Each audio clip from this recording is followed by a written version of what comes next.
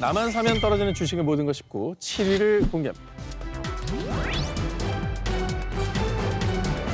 자, 이번에는요.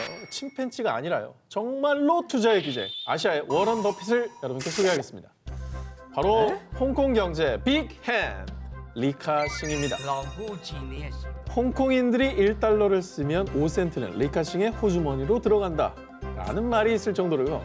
홍콩 전역 곳곳에 리카싱의 사업장이 있다라고 해도 과언이 아닌데요. 화장품을 사는 유명 드럭스토어. 이거 저기 안 갔냐고. 봤지? 짠. 와, 저기 그리고 전자제품샵, 생활용품샵, 특급 호텔뿐만 아니라 홍콩에서 사용하는 전력, 전화, 인터넷 통신 모두 리카싱의 소유였고요. 저? 그가 가진 재산은 자그마치 35조 원에 달했습니다.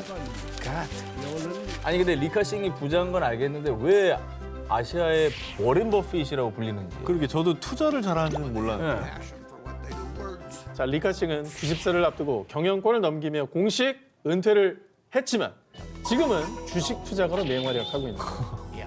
자, 2013년과 2015년 두 차례에 걸쳐 아무도 거들떠보지 않던 한 무명 기업에 무려 약 430억 원을 투자했던 리카싱. 그런데 2019년 상장 첫날 62달러였던 해당 기업의 주가는 약 1년 5개월 만에 457달러로 급등.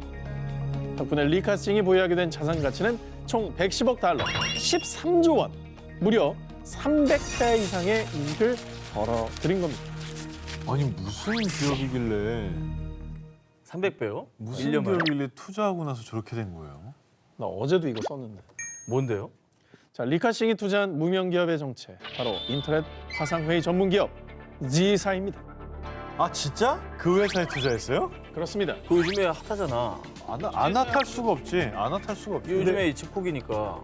자, 그렇습니다. 코로나19 사태로 회사, 대학교 등에서 이 화상회의 수요가 급증, G사 앱이 큰 인기를 끌며 주가도 함께 급등한 건데요.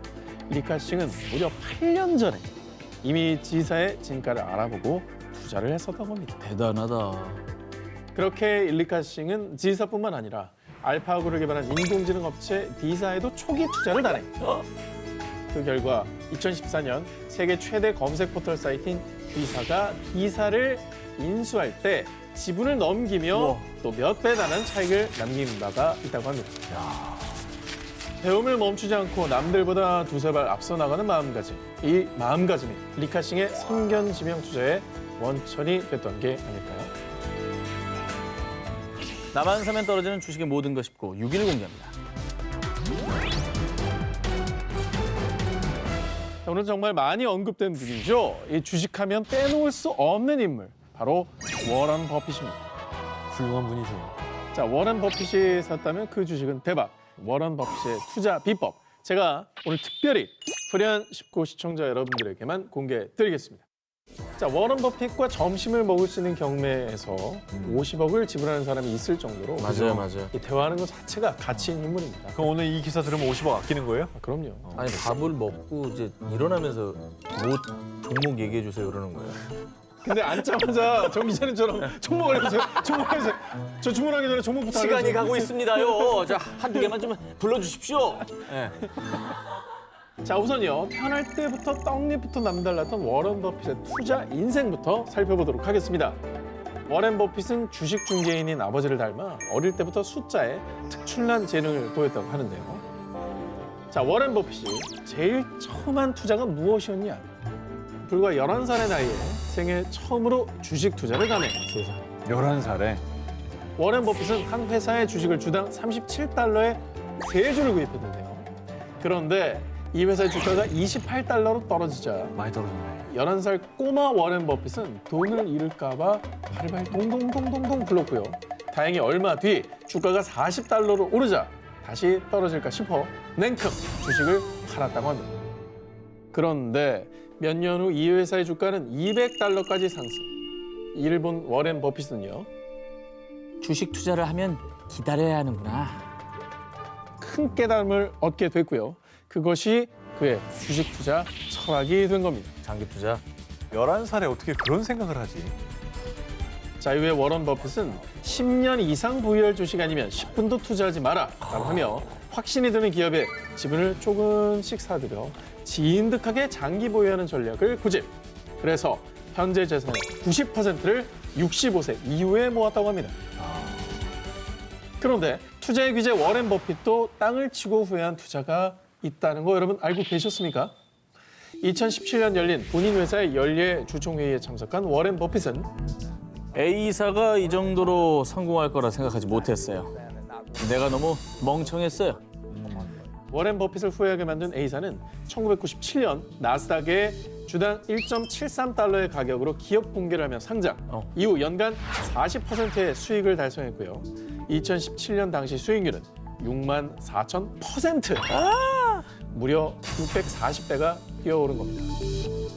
아, 근데 A사는 이제 와서 생각하니까 저런 거지 진짜 저 회사 저렇게 클 줄 아무도 몰랐어요. 그냥 인터넷 상거래 없으니까 그냥. 누가 저걸 굳이 인터넷에서 가서 사면 되지 다 이렇게 말했다고요. 근데 버핏은 우리랑 같은 생각이었을까요? 왜 A사에 투자를 안 했던 거죠?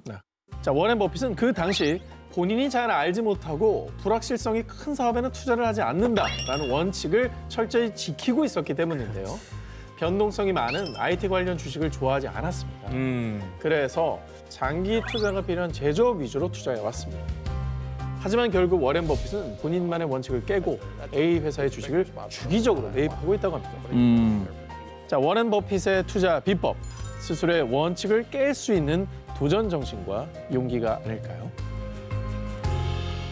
나만 사면 떨어지는 주식의 모든 것 19 5위 공개합니다. 투자금의 10배를 지원해 드립니다. 낮은 이자로 투자금 10배 지원. 만약 이 조건이라면 두 기자님들은 투자하시겠습니까? 안 합니다. 당연하죠. 한다고요? 합니다. 전 안 해요. 투자금 10배 지원이라 저는. 아니야. 100만 원 투자하면 1,000만 원 지원한다는 거. 이거는 굉장히 혹하는데? 저는 좀 더 들어볼게요. 약관을. 네. 2017년 우리나라에서 피해액 약 726억 원, 3,800여 명의 피해자를 낳은 주식 사기 사건이 일어났는데요. 한 기자님, 진짜 다 속아 진짜. 아니 하여튼 들으면 안 돼. 주식 투자로 돈을 벌게 해주겠다라고 접근한 이들의 정체는 일명 레버리지 사기단. 냄새 나잖아 벌써. 그걸 왜 지원해 주겠어? 자, 레버리지 사기꾼들은요. 전현무님, 투자금 100만 원만 입금해 주시면 10배, 1,000만 원으로 주식 거래를 하게 해드릴게요. 이자도 적으니까 일단 100만 원만 입금해 보세요. 이런 식으로 저이자, 소자본, 고수익을 강조하며 가짜 레버리지 상품으로 투자자들을 유혹한 겁니다.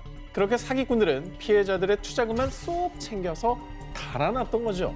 근데 그래도 저는 벌써 딱 듣자마자 냄새가 났거든요. 왜 의심을 안 했죠? 자, 투자자들이 의심을 하지 못한 이유. 아니 다른 증권사 프로그램과 동일하게 주가가 오르락 내리락 했어요. 아, 이게 뭐 어플이 있었구나. 자, 투자금을 법인 계좌로 입금하도록 유도한 뒤 사기꾼들은 정말 교활하게도 가짜 주식 거래 프로그램을 설치하게 했습니다. 그리고 아까 10배 투자금을 지원해 준다고 했죠. 이 투자금 역시 가짜, 이 앱 속에만 존재했던 일종의 사이버 머니였던 겁니다. 가짜구나. 그러니까 인출이 안 됐겠네, 벌었어도. 그냥 화면에만 있는 거지 뭐. 사이버머니네, 사이버머니. 하지만 가짜인 걸 몰랐던 투자자들은 돈을 잃어도 자신들이 투자를 잘못했다라고 생각했고요. 심지어 사기를 당했다는 사실조차 인지하지 못한 사람들도 수두룩했습니다. 뿐만 아니라 사기꾼들은 투자자들의 수익금을 요구하면 프로그램 접속을 차단하고 잠적했는데요. 레버리지 사기꾼들의 교활한 수법으로 수많은 피해자들이 피눈물을 흘리고 말았습니다. 일단은 너무 조건이 좋으면 의심해봐야 돼요. 맞아요. 이게 중요합니다. 달콤한 말로 투자자들을 유혹하는 이 레버리지 투자 사기꾼들은요. 결국 올해 1월 경찰에 적발돼 수사를 받고 있는데요. 여러분, 돈 버는 방법을 쉽게 알려주는 사람은 없습니다. 그리고 투자에 앞서 유혹에 현혹되시지도 말고요. 또 다른 사람을 속이는 일, 이것도 다시는 없어야겠습니다. 나만 사면 떨어지는 주식의 모든 것 19, 4위를 공개합니다. 주식시장의 뜨거운 감자, 공매도. 개인 투자자, 동학개미들에게는 듣기만 해도 공포 그 자체. 현재 주식시장의 가장 뜨거운 감자, 바로 공매도. 네, 봤어요. 저게 싫다고 이제 버스 광고까지 나올 정도로 정말 이슈는 이슈인 것 같습니다. 지난해 3월 코로나19가 유행하자 국내 주식시장이 출렁였고요. 이때 공매도가 한시적으로 금지됐는데요. 그러나 지난 1월 11일 금융위원회는 코로나19로 인한 한시적 공매도 금지 조치가 올해 3월 15일로 종료될 예정이라고 공지했고요. 이에 사람들은 공매도는 영원히 폐지돼야 합니다. 공매도는 반드시 필요한 제도이니 부활되어야 됩니다. 이렇게 공매도 재개를 앞두고 찬반 논쟁이 팽팽하게 이어지고 있습니다. 근데 이제 공매도가 뭐길래 이렇게 논쟁이 뜨거운 건지 좀 알기 쉽게 설명해 주세요. 쉽게 설명을 드리면 어떤 회사의 주식이 10만 원인데 네. 내가 이걸 10만 원짜리 주식을 빌려서 10만 원에 팔아요. 그럼 난 현금 10만 원이 생겼잖아요. 알겠죠? 그다음에 이 회사 주식이 6만 원으로 떨어집니다. 그럼 6만 원으로 그 회사 주식을 다시 사서 주식을 갚아요. 그럼 나는 4만 원의 차익이 생기는 거죠. 여기서 포인트는 주가가 하락할 때 이익을 보는 구조라는 겁니다. 오르면 안 되겠네요. 오르면 내가 손해를 보는 거죠. 이해는 가는데 그럼 공매도가 왜 이렇게 논란이 되고 있는 거예요? 아주 그 부분을 좀 설명을 해드리면 네. 이 공매도가 왜 이렇게 뜨거운 감자로 떠올랐는지 이건 좀 전문가의 의견을 들어봐야 됩니다. 네네. 오늘의 데스크인 주식 전문가 김현준님께 자세히 여쭤보겠습니다. 안녕하세요. 안녕하세요. 네, 안녕하십니까. 네. 먼저 공매도가 필요하다라는 쪽 입장은 어떤 이유입니까? 단기간에 주가가 너무 많이 상승하게 되면 그 오르는 것만 가지고 투자를 결정하시는 투자자들도 생기게 되거든요. 주가가 오르는 것만 보고 투자하시는 분들은 이제 결국에는 큰 손실을 입게 됩니다. 그러기 전에 공매도하는 기관들이 조금 적정 가치를 내려줘서 덜 피해를 보게 하는 순기능도 있다는 뜻이죠. 그렇다면 공매도를 하지 말자라고 하는 사람들의 의견은 뭔가요? 공매도를 하는 쪽에서 가장 큰 문제가 될 수 있는 점 중에 하나는 손실이 무한대라고 하는 거죠. 주식이 망하면 이제 휴지 조각 된다라는 표현 많이 쓰잖아요. 근데 공매도라고 하는 경우는 빌려서 투자를 하는 거기 때문에 그 손실이 끝도 한도 없이 커질 수 있다라는 위험한 점이 하나 있고요. 그리고 불평등한 조건도 문제가 되는 겁니다. 현재는 기관과 외국인만이 공매도를 할 수 있고 개인은 공매도를 할 수 없다 보니까 사실은 개인은 공매도에 대해서 피해밖에 볼 수 없다라는 입장도 팽팽하게 맞서는 중입니다. 양쪽 입장이 다 이해가 되긴 하는데 어쨌든 개인과 기관으로 나눠서 봤을 때는 약간 기울어진 운동장 같다는 생각은 드네요. 네. 지난 2월 3일 금융위원회는 3월 15일 종료 예정이던 공매도 금지 조치를 더 연장하기로 했습니다. 다만 코스피 200과 코스닥 150 지수 종목에 대해서는 5월 3일부터 공매도를 재개하기로 했습니다. 이라 발표했는데요. 그 사이 제도 개선 방향이 뒷받침되지 않는다면 논란은 당분간 계속되지 않을까 싶습니다. 나만 사면 떨어지는 주식의 모든 것 19 1위 후보 헤드라인을 공개합니다.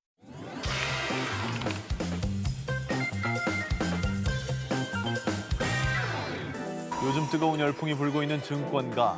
지난 연말부터 공모주, 배당, 증거금 등 주식 용어가 인기 검색어 순위를 장악하고 있습니다. 그중 사람들을 설레게 한 말이 있죠. 일명 따상입니다. 나상? 따상. 이 주식에 관심 없는 분들도 따상돼서 대박난 사람들 많더라. 이런 얘기를 많이 들리기도 했었죠. 우선 공모주에 대해서 알아야 하는데요. 그럼 뭐예요? 기업이 투자 유치를 위해서 주식시장에 신규 상장할 때 일반인 투자자도 매수할 수 있도록 공개적으로 모집하는 주식입니다. 이게 주택 청약처럼 공모주 청약도 높은 경쟁률을 뚫어야 매수가 가능합니다. 아무나 하는 게 아니군요. 그럼 여기서 따상은 뭐냐? 네. 처음 발표된 공모가보다 매매 거래 당일 최초로 형성된 가격인 시초가가 2배 상승. 더블, 2배 상승. 더블 쳤다. 그리고 장이 열리고 마감까지 하루에 오를 수 있는 가격 제한 폭인 30% 상한가까지 오르는 상태에서 장이 마감하는 걸 따상이라고 합니다. 그러면은 이제 첫날 대비 최대 160%. 그러니까 따상이라는 게 원래 잘 있지 않았어요. 그랬는데 2020년에는 무려 10곳이 따상을 달성을 한 겁니다. 따상. 지난해 7월 2일에 상장한 제약기업인 S사의 경우에는 따상을 하고 그다음에 코스피 최초로 3일 연속 상한가를 친 거예요. 그래서 공모가가 49,000원, S사의 주가가 2월 3일 기준으로 149,500원을 기록합니다. 거의 3배죠. 와 대박이다 진짜. 참고로 S사의 임직원들이 상장 전에 1인당 평균 약 11,820주 정도를 매수했는데요. 주가가 3일 연속 상한가를 기록하면서 얻은 차익이 무려 20억 원에 달한다고 합니다. 그러니까 S사 직원들은 당장 주식을 매도하기 위해 줄지어 퇴사 의사를 밝혔다고 합니다. 그래서 이제 직원 한 명당 강남에 집 하나 정도 살 돈이 생긴 거죠. 그렇겠네요. 자, 아직도 끝이 아닙니다. 지난해 9월 10일에 상장한 게임 업체인 K사는 공모주 청약에서 약 1,524대 1이라는 역대급 경쟁률을 기록합니다. 공모가 24,000원에서 상장 후 이틀 연속 따상상 2월 3일 기준 52,700원을 기록했습니다. 아니면 저 지금부터라도 좀 시작을 해야 되나. 오늘 하루 종일 기사 중에 가장 눈이 반짝거리시네요. 아니, 왜냐면 좀 혹하는데요. 녹화합니까? 아무튼 정 기자 좀 진정하시고요. 좀 더 들으셔야 됩니다. 이제 막 주식을 시작해볼까 하는 분들은 공모주가 마치 보장된 수익인 것처럼 느껴지실 겁니다. 하니까 돈 드네. 하지만 공모주를 샀다고 해서 무조건 돈을 버는 건 아닙니다. 전 기자처럼 잘 모르고 뛰어들었다간 큰일 납니다. 왜 또? 지난해 2020년 총 76개의 기업이 상장했는데요. 소액 부동산 투자 상품인 리츠의 5개 종목은 모두 손실을 입었고요. 정말 그 리츠를 제외한 나머지 종목 중에도 9개 종목이 상장 이래 공모가보다 낮은 가격으로 시초가가 결정됐습니다. 저런. 결국에는 이제 공모주는 양날의 검일 수밖에 없는 것 같습니다. 이를테면 공모주를 사기 위해 빚투, 그러니까 빚을 끌어들여서 거기에 증거금을 넣으시는 분들도 꽤 있는데 자칫하다가 큰 수지를 입을 수 있다는 거 꼭 기억해 주시면 좋을 것 같습니다. 전문가들 그 얘기는 하더라고요. 와, 뭐 주식이 지금 광풍이긴 한데 영끌과 비투하지 마라. 영은 끌어당기고 이제 빚내서 공모주는 투자하지 말라고. 이제 위험하다는 걸 좀 아셨으면 그래도 다행입니다. 자, 저는 안 하기로 했어요. 그리고 이제 주식 초보들이 특히 주의해야 할 점도 있는데요. 네.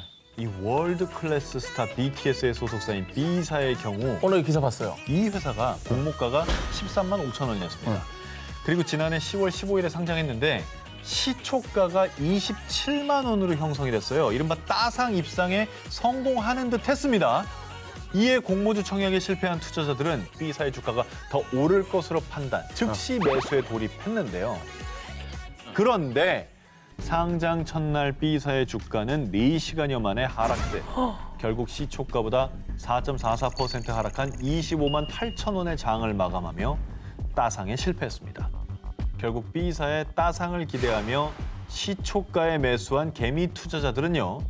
전부 사길래 따라 샀다가 폭풍 눈물 흘림. B사 주식 환불 안 되나요? 라며 초보 투자자들 사이에서 이른바 환불 대란이 일기도 했는데요. 최근에 이제 포털 업체와 제휴를 하면서 지금 상승 기도에 있습니다. 그래서 뭐 아직까지 손실이 확정난 건 아니니까 꼭 그렇게 실망하실 건 아닌 것 같은데 내가 들어가야 돼요. 그래야 손해봐도 후회가 없습니다. 이 주식이 도대체 어디서 언제부터 시작이 됐느냐? 자, 주식은요. 지금으로부터 약 400년 전 1602년 네덜란드의 로빈 후드들로부터 시작됐습니다. 당시 대항해 시대가 열린 이후 향신료는 금처럼 이 값비싼 무역품으로 유럽인들에게 큰 인기를 끌었는데요. 이에 네덜란드의 무역회사인 이 동인도 회사 역시 인도에서 향신료 무역을 앞두고 있었습니다. 그런데 향신료 무역에 성공하면 큰 돈을 벌 수 있지만 당시 항해를 위한 자금이 많이 필요한 데다 오랜 항해 과정에서 난파나 약탈 등 각종 위험도 뒤따르고 있었죠. 그래서 동인도 회사가 생각한 방법은요. 우리가 인도에서 향신료를 사와 몇 배로 돌려주겠어. 그러니 계급과 상관없이 우리에게 투자하시오. 동인도 회사는 여러 사람들에게 투자를 받고 만약 실패 시 위험 부담을 함께 분산하는 오늘날 주식 거래 형식을 도입한 겁니다. 그리고 기업이 처음 주식시장에 상장하고 투자자들에게 공개적으로 주식을 공모하는 일명 IPO를 400여 년 전에 선보인 거죠. 뿐만 아니라 요즘 공모주 청약하듯이 귀족, 시민, 어부, 상인할 것 없이 천여 명의 다양한 계층이 청약을 통해 오늘날의 가치로 약 하나 1,000억 원의 주식을 투자했고요. 공증인이 지켜보는 가운데 장부의 이름과 지분을 적는 방식으로 동인도 회사의 주식을 거래했습니다. 당시 동인도 회사는 발행한 증권들을 사람들끼리 증서로 거래할 수 있겠는데요. 그리고 주식은 뭐다? 정부력 싸움이다. 자, 동인도 회사 배가 이번에 엄청난 무역품을 싣고 온다지? 그거 들었어? 동인도 회사 배가 난파당했다던데? 어떻게? 당시에도 온갖 정보들과 이른바 작전이 오가며 주가가 오르락 내리락 하는 네덜란드의 주식 열풍이 불었습니다. 아니 뭐 방식이 똑같네요. 그죠? 리스크도 감소하고 정보도 중요한 거고. 한편 당시 주식 광풍으로 1613년엔 세계 최초의 증권거래소인 암스테르담 거래소를 설립. 근데 저들은 이제 전자식으로는 안 하고 다 수기로 했겠지만 손으로 써서. 그죠? 네, 근데 뭐 돌아가는 모습은 거의 똑같네요. 똑같네요.